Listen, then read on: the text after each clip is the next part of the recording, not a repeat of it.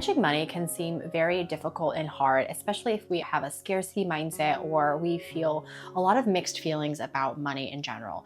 But did you know that the Bible has over 2,000 verses that talk about money? Jesus has 39 parables in the Gospels, or he shares, and like over 16 of them are using money or possession type references, partly because so much of our life is in regular external stuff. And so managing finances can feel overwhelming. And so I want to give you 4 simple tools and tips that the Bible actually gives so that you can have a better control of your finances and move towards a flourishing, peaceful life when it comes to navigating what you're called to steward, which is the resources that you have. So the first thing is simple from Proverbs 14:23. Work hard and be diligent.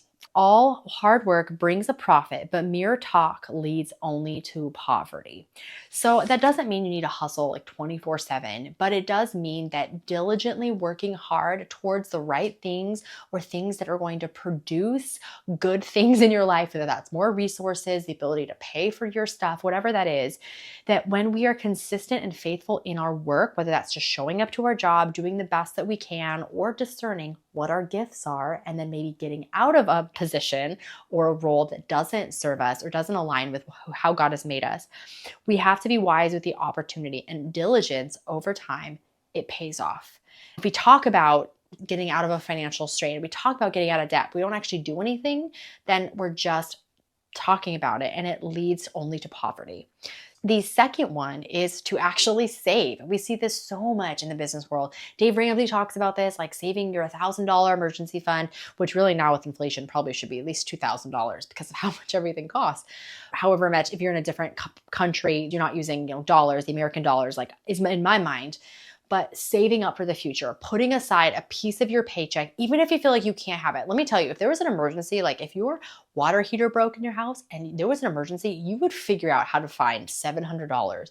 Now, it may put you out, but you can figure out how to find just a little bit of money every month to save, to cut something out, or maybe to start another side hustle, something like that, to save for the future.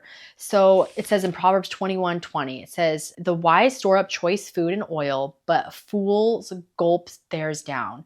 So basically that means don't spend everything that you make. Try to save something for the future. And that is something that can be easily like $10 a month where you put into a savings, even if it's super small. It puts yourself in the habit of learning not to spend everything. So starting out small is so much better than trying to do it all at once or trying to figure out how to save $1,000 fast. But making a commitment to save is going to be a super helpful tip when it comes to leading you to more peace, so that when something happens, you're like, oh, I have a savings for this. If my tire blows, I can pay for a new one without feeling so stressed or taking a loan from a bank or something, or straining your relationships by borrowing money. And the third one is by not taking on debt. The Bible talks a lot about that. In Proverbs 22:7, it warns us that the borrower is slave to the lender. So now, not all debt is bad. Some of us have mortgages, some of us started with businesses, but I'm not going to speak to any of that. I'm not a financial advisor. However, avoiding unnecessary debt, I've heard one financial kind of person talk about, I don't know who told me this, but they said, don't borrow from your future. If you put something on a credit card, you're saying, I want something today, which tomorrow's version of me, next year's version of me is going to have to pay, not only pay for that, but also pay more with interest. So you're not doing yourself a service by giving into instant gratification. And I'm talking about more like frivolous purchases, but borrowing against yourself, borrowing from things that are maybe satisfying something emotional in the moment is not going to lead you to more peace or lead you to more abundance. So just staying out of debt is very, very important. So maybe that means for you not having credit cards. Dave Ramsey said this. He says, if you have like a number in your head, like if it's more than like $50 or more than $100, I have to give myself 24 hours before I make that purchase, unless it's like a dire need, like food or something. But I need to give myself a time, and just set that limit for yourself. That will also help you to think through and make purchases based on wisdom and based on looking at your whole life versus just the immediate gratification right now. The fourth one is to be very generous. And a lot of people have mixed feelings about tithe and about giving to the church. From my understanding, the whole belief around tithing isn't carried on in the New Testament.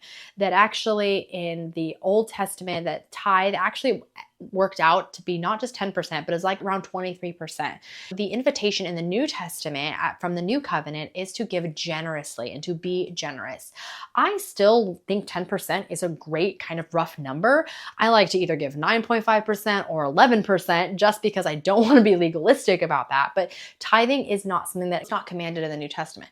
However, Jesus does say to be a cheerful giver. He uses an example of the Pharisees giving a ton of their money out of their abundance versus the widow giving everything that she had. So she's giving out of her desperation. And that doesn't mean give all your money. I'm not saying to do that. We got to have wisdom. I think what Jesus was using that as an example of saying she was all in for me. And that was an example. Her heart posture was, I think, what God was saying, what Jesus was pointing out. Being generous and versus the greed of hoarding more and accumulating more and being self-focused, but having something to then give to other people. And you may have more time than you have resources. So you need to ask, where in my life can I be generous? Even if it's not with money. Maybe I can pick up a friend's coffee once a month. Proverbs 11:25, it says, a generous person will prosper. Whoever refreshes others will be refreshed. So there's your sense of reciprocity where you give and others will give to you. It's this sense of you're creating this culture of generosity around you. And so you may not have a ton of extra money right now to give, but you could give your time. You could give a kind word. You could start actually tangibly with money and pick up someone's coffee once a month. You can invite a friend out for dinner and you say, you know what, I want to cover the tip. Just start with something very small to practice giving from your heart. And that could be time. It could be more of your energy. It could be more of your resources. Recently, someone at our church said, you know, I don't have a ton of money right now, but I have this vase that is worth a lot of money. I'm happy to figure out how to sell it to get some money to give to this cause. And it was her heart of saying like, I want to do something and I'm going to look at what I have to give because again, we come into this world with nothing and we leave the world with nothing. Everything belongs to God. And so we can practice being generous in a way of honoring God and really opening ourselves up for more joy. Because when we're generous to other people, good-hearted people, people that see that and respect and honor it, will give back to you. And when we think about there's plenty of resources, there's plenty of time and energy and money to go around, then we don't have to hold tightly so much to our resources and we can see them as a gift from God and we can say, Lord, not my will, but yours be done. You care for me. Matthew talks about how God cares for the birds. Do not worry so much about what you eat, what you'll drink. If we seek first the kingdom of God, and in God's kingdom, he is generous. He gives of himself and he gives us resources. And we can practice loving God by loving him with our whole heart, mind, soul, and strength, and loving our neighbor as ourselves by being generous, because everything that we have has been given to us. Even though we've worked hard for it, it's still been given to us because God gives us the ability to work. And so I hope those 4 tips were helpful. Let me know down below some of your favorite money tips that have helped you flourish. And yeah, I would love to continue the conversation. I will see you in the next video.